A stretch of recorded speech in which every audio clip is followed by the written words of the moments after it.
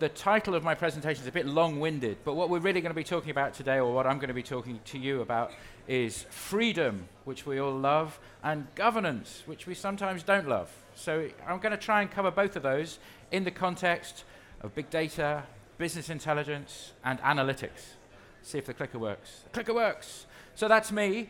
I'm Nick Barth. I'm a senior sales engineer at MicroStrategy. Now, the marketing people in MicroStrategy tell us that we're wearing red shirts because Scotty off Star Trek wore a red shirt, and I keep telling them that the guys in the red shirts were the guys that were expendable and never came back. But so far, it hasn't made any difference. We're still wearing the red shirts. So let's think of an analogy for freedom and governance. Let's say you want a cup of coffee. You go to that place over there, and you queue up, and you take your cup of coffee, and you enjoy your coffee. The problem with business intelligence, in our humble opinion, is that way too many people are being told that in order to enjoy coffee, you can't be one of these people waiting to buy a coffee. You have to be one of those guys at the back making the coffee. Now, it's great for people to want to be a barista. It's great for people to want to learn how to make a flat white and a cappuccino and so on and so forth. But does everybody need to be a barista in order to enjoy coffee? Does everybody need to grind their own beans? Does everybody need to start a farm and grow coffee? Of course not. Everybody has their own role in life. And so it is with business intelligence and analytics. So let's think about some of the problems that might create. So some of the challenges with kind of forcing everybody into the same role is, firstly, you get fragmented silos. You get fragmented silos because people are picking and choosing their own visualization tool, their own BI tool to perform analytics. Secondly, this can lead to low adoption rates. Low adoption rates because you've got a patchwork quilt of different tools across your enterprise doing different things. Nobody's quite sure what to use for what purpose. And finally, the most important challenge is you lack enterprise governance and security. So that freedom thing over here, that governance thing over here, this is the challenge. Finally, final point, and we're going to come back to this in a moment, is there's every chance you don't get coffee. What if you just want coffee? So in my analogy, I'm going to be talking about hyperintelligence. Hyperintelligence stands for I just want coffee. We're going to get to that at the end of the presentation. So let's look at the people responsible for this problem of freedom and governance and how to solve it. Who are the people responsible? Well, they're all of us, aren't they? They are Moss and Jen and Renham. No, that's Moss. That's Roy. And Avanard. These are the roles within an organization who are responsible for producing analytics, producing data in curated and consumable chunks, and then consuming it. And they fall kind of under these auspices. So we've got data engineers over there who are responsible for creating data lakes, curating that data. More and more we're seeing the role of the data analyst, someone who is capable of understanding the different data sources, pulling that together into a curated data set so that guys that are running the visualization tools can create dashboards and reports. You've obviously got your data scientists who are running routines in R and Python and other analytical tools. And then your business analysts who are producing consumable chunks, and then finally your consumers. And they're all of us, right? And if we look at the history of BI, we can see that, in the past, data engineers, data analysts, business analysts, they all worked in IT. And that fence was drawn here, and the people in the business who were consuming those analysts were not working for IT. So you ended up in a situation where these guys got whatever these guys felt it was necessary to give them. Now, as we know, self-service has largely changed all that. Business intelligence, visualization tools deliver great standards of self-service. And for that reason, we've got a situation where data scientists and business analysts can sit alongside information consumers, their customers, and themselves are almost part of the same team. And in a lot of cases, they are part of the same team, which leaves data engineers and data analysts over in IT producing curated content for them.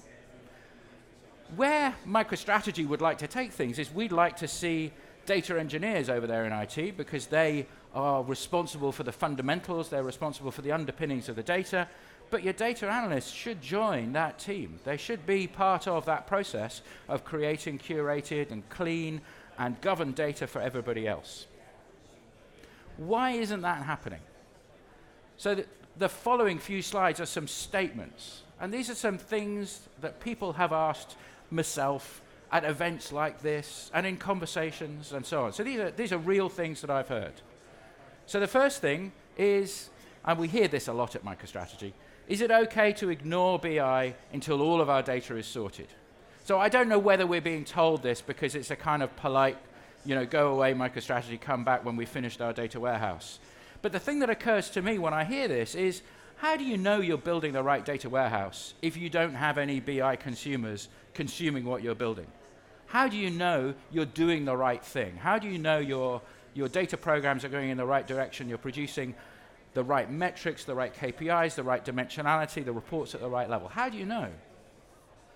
Secondly, is it okay to assume that analytical tools are all fast and scalable? Now, what's underneath this question? Well, what's underneath this question is it okay to assume that my data warehouse doesn't have to be fast anymore? I don't really need to spend huge amounts of money on in-memory databases and rational schemas and schemas that are tuned for analysis, because you guys in BI, you've got all of that speed and efficiency and in-memory processing. You've got all that taped, haven't you? I don't need to do that anymore. I can just put all my data into a data lake or a data warehouse, and I can assume that the data, the business intelligence tool that we put on top of it is going to add speed. Is that the case? If we move to Roy and the data analyst role, is it okay to assume that the data I share is already trusted and governed? So in other words, we've got our data in a data warehouse, we've implemented role-based access inside that data warehouse, and therefore everything that I build in terms of data sets for my dashboard consumers, that ought to be governed already, oughtn't it? That ought to be safe. Well, I'd like to throw in some doubts here, and first doubt I'd like to throw in is, what if you've got multiple data sources? What if you've got a data warehouse and a data lake, or multiple data warehouses? I'm sure everybody in this room has come across that situation. You're all working for organizations where there is no single data warehouse, there is no single monolithic data warehouse. So in those situations, you have to trust as a data analyst that governance is implemented in exactly the same way, symmetrically across all of your data sources. And we know that doesn't happen. Because that doesn't happen, in some cases, data sources are entirely cut off from large swathes of the users. CPI data, customer data, you're not allowed to touch it. Don't come near that with your visualization tool. Another thing I hear from data analysts all the time is, I like writing SQL. Is it okay that I can spend the rest of my life writing SQL or writing code in order to produce data sets for these dashboards? That's kind of okay. I don't mind. If people want to write SQL, that's fine. But surely, we've had SQL generation engines for decades now. And, I'd like to put my hand up and say, MicroStrategy's got one of the best in the industry. So why are you bothering? Why are you writing code when you could be filling in filters? You could be pulling together data sets using objects and then saving that data set and sharing it with other people. Why are you still writing code? It must slow things down. It must mean that your code has to be really cool and efficient. And why not leave that up to a BI platform to generate SQL for you? Let's move on to Jen and the dashboard creators, the visualizers, the people who are creating visualizations for other people. Is it okay to choose the dashboard or visualization tool that I like the best? And again, I've heard this. So my company uses Tableau, but I want to use Power BI. Is that okay? My company uses MicroStrategy, but I'd like to use Tableau. Is that okay? And there is a kind of feeling that I learned Tableau in my previous role, I moved into a new role, I can carry on using Tableau, can't I? I mean, on the one hand, I'd say, yeah, that's fine. That is okay. If you're going to produce brilliant stuff that's maintainable and you can share it, and it comes from a governed, secure data source, then yeah, why not? But if you are creating silos through uses of different visualization tools, then you run the risk of all of that, those three things I started the presentation with: low adoption, lack of security, and different silos.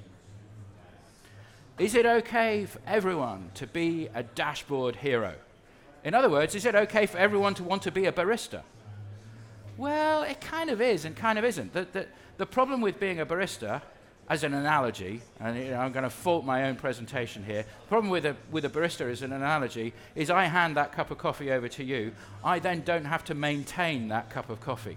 You drink that cup of coffee, you chuck the cup in the bin, and that's it for that cup of coffee. But a dashboard needs to be maintained. A dashboard needs to be moved into a production mode, because this dashboard hero is going to get on and design another dashboard. And in 3 years' time, this dashboard hero is not going to want to look after the dashboard that she created 3 years ago. That is not her role. Her role is coming up with cool visualizations that tell the truth about the business, that deliver insight, that help the data scientists. So there must be some way of curating that dashboard, of locking it down, of moving it into production and moving it into a maintainable state. Data scientists, is it okay to write code to create visualizations? In other words, I've got R Studio. It creates visualizations for me. Why not just use R in order to create visualizations? In other words, why do I need Gen? Why do I need Tableau or Power BI or MicroStrategy to create visualizations? I can just do it through R. Well, the challenge with that is that you haven't implemented all of these layers of governance in R, have you? So as a data scientist, you'd have to do that yourself. You'd have to figure out who can see what when you share that code with other people, when you share that output. And in fact, the same thing is true of the next point. Is it okay, as a data scientist, to share your insights, your results, in Excel, in PowerPoint, in an email? I'd say no. I mean, I'd just draw a blank at that and say, no, that is not okay. You know, and again, this is a true statement. People have come up and said, look, I do data science, I do Python, I do R, I save my data set as an Excel spreadsheet, and I share it with people via email.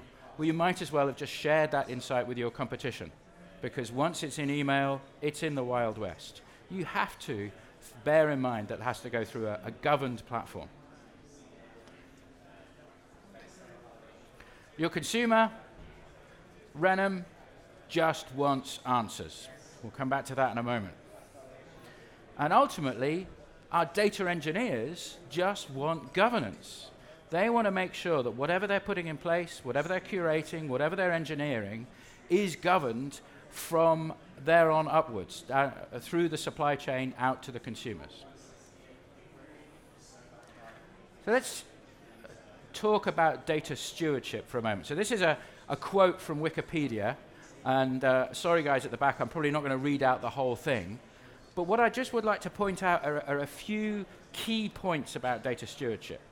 Firstly, data stewardship depends on having data element definitions.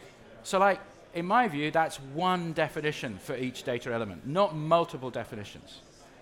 Secondly, that implies that you need metadata. You need some kind of semantic layer or semantic graph to hold of these definitions in place. And this is above your data layer. This is the data interpretation that goes on to do data science and data visualization. We need to make sure that whatever we create is being used. It's popular, it's necessary, it's vital to, it's important to the organization, it has value, and it doesn't need to be culled or cleaned out or left by the wayside. It needs to be fit for purpose. And fit for purpose means it's telling the truth, and it's also giving our users a single version of the truth, not just one truth, but everybody using the same definition. And then finally, that needs to be protected. So, in software terms, we just need to make sure that that object, that definition, doesn't get changed or redefined or regoverned without the organization knowing about it, without the intelligence of the organization being aware of it. So what is data stewardship? Well, in my humble opinion, data stewardship is not a human query generator. So it's not a machine using humans as a machine to write code for you. What data stewardship implies is that there needs to be an engine that's writing the code, that's delivering the data sets, the visualizations, the data science, and so on. Otherwise, we end up in this challenge of silos, where we've got each dashboard, there's a dashboard, it's dependent upon a data set, which is dependent upon a query, which is dependent upon a data source. If we've got multiples of these, we end up with multiple versions of the truth. And I would like to say that in a lot of cases, the problem with multiple versions of the truth is caused by the architecture that has been chosen by a lot of the visualization tools that are out there, that people are choosing. So many of the visualization tools that people are using are grown-up desktop productivity tools. So they come from a need to do something a bit better than Excel. I've got Excel, I'd like to do something a bit better than Excel. Well, the best analogy to draw there is like Henry Ford said, if I'd asked people what they wanted, they would have said a faster horse. You know, instead, he popularized the automobile, and we all know where that came from. So the challenge here is that dashboards are kind of like spreadsheets. They have the same capacity, they have the same logic, they have the same ability to replicate different versions of the truth as spreadsheets have. And most of visualization tools are actually dependent upon their own data sets. So, I don't know, when I started in BI, the idea of replicating data from the database into a BI tool was a crime. That's multiple versions of the truth. That's not where we want to be. So, now the pitch. What's the answer? Well, in our humble opinion, the answer is to put a data federation layer between your multiple data sources, which of course have got their own governance, and your consumers and the various different tools that they have. And a data federation layer should be responsible for governance. It should be responsible for picking and choosing the data sources that these different consumers want for the different workloads that they're performing. Secondly, that federation layer should have within it not just metadata, it should have within it other pieces of intelligence, other intelligence that allows us to operate as a federation layer throughout the day. So it should have a preference engine. It should recommend data and visualizations to people. It should have telemetry. It should be measuring what people are doing all the time. And it should have authorization and administration, which can be automated so that you can support hundreds or thousands or tens of thousands of users, each with their own security profile. So, what's the difference between single version of the truth and single point of the truth? Well, I go on the road with a sales guy, and he keeps saying single point of truth, and I keep kicking him under the table, and it's not done any good. He's still saying single point of truth, when what he means is single version of the truth. So single point of truth is here. I've got a data warehouse, I've got multiple visualization tools sitting on top of that, and of course the problem we've got is that inside here is a data set, is a dashboard, inside here is different business logic than here. So you end up with two Renhams turning up to the same board meeting with two different versions of the truth. The answer is an enterprise semantic graph, a federation layer that can generate data sets for visualizations where this guy here is responsible for the business logic, for defining what net margin is, for defining 360 view of customer, so that everything else upstream of that is based on that single version of the truth. And next, because we have a platform, we can manage the threads, the performance threads that are going against our different data sources. Again, an issue with visualization tools right now is you have 500 users all coming into the office at 9 o'clock on a Monday morning. They open up 500 threads into your data warehouse. They melt the warehouse.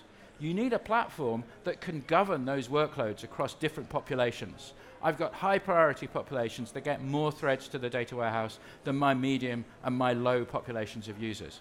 Without that, you're going to melt the warehouse. So our message is tools you love, platforms you trust. So putting all of the data, the modeling, the data sets into one governed set, and then allowing you to use the visualization tools, the data science tools that you enjoy. So that means MicroStrategy has connectors for Power BI, for Tableau, for Qlik, and of course we have our own visualization tool. And I'd just like to demonstrate that in a couple of quick 30-second videos. So this is me logging into MicroStrategy from within Tableau. I'm accessing a data set that exists within MicroStrategy. I can filter that data set, I can make some selections, I can even answer some prompts that MicroStrategy sends to me that asks me what I would like in terms of filtering the data, in terms of selecting metrics and attributes and so on. I can preview the data, and then I can import that data into Tableau and run it. I think I'll skip on. Let me run on to, we can do the same thing in Excel. Here's where the clicker comes in. There we go. It's great. It's running. So again, I can select data sets from within the federated data platform. I can then publish that data using Excel. And of course, because that federated data platform is intelligence, it's logging every instance that happens. So I can see how many people are using this data set versus this data set, this data source within MicroStrategy versus this data source within MicroStrategy. And everything has come through that single layer of governance and security around who can see what. And then finally, you can log into MicroStrategy from within your data science tool. So this is RStudio. Again, I'm hoping that's going to kick off. No. Anyway. So from within the RStudio, from within the Jupyter Notebook, what should be popping up there is a MicroStrategy login page, which means that you can use a curated data set as the source for your data science.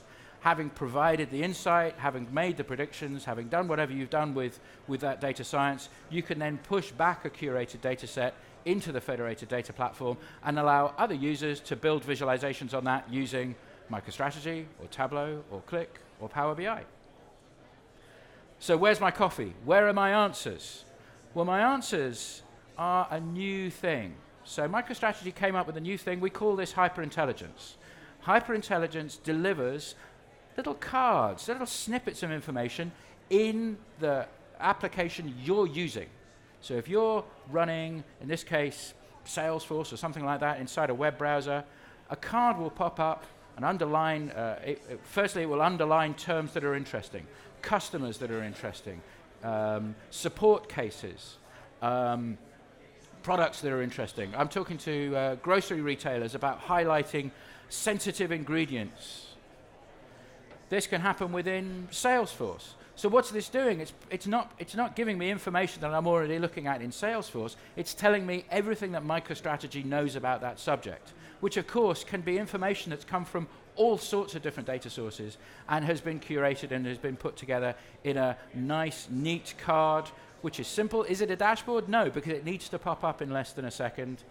And the same thing works in a sidebar in Outlook. It's reading my email. It's highlighting that there are interesting terms that I should look into. And it's giving me a card that tells me everything I need to know about that subject. So I'm exchanging emails with a supplier. He sends me an email about a particular product. I have a hypercard about that product. It comes up. It tells me that supplier has been terrible at distributing that product to my stores, for example. So hyperintelligence is life beyond dashboards, answers that come to you, cards that are injected into the applications that you use every day. So I probably have 2 minutes left. My final statements, my kind of calls to action are really that there's no substitute for an analytical database, as long as your BI platform can take advantage of it. So there's no substitute for doing basket analysis inside a data warehouse or customer churn inside a data warehouse. You wouldn't do it anywhere else. You just can't do it in a data set, in a visualization tool. Don't assume your data source is governance. Make sure you choose a platform that makes governance not your problem. It's the platform's problem, not your problem as a content creator. And it's okay to be a dashboard hero so long as you're raising the level of all the boats. For data science to scale, it needs to be integrated with BI so that your answers, your insight is governed in the same way that the source data was governed. And finally, for your consumers, please ask MicroStrategy about hyperintelligence. And with that, I'd like to say thank you much for your attention. It's been great, and let me know if you have any questions.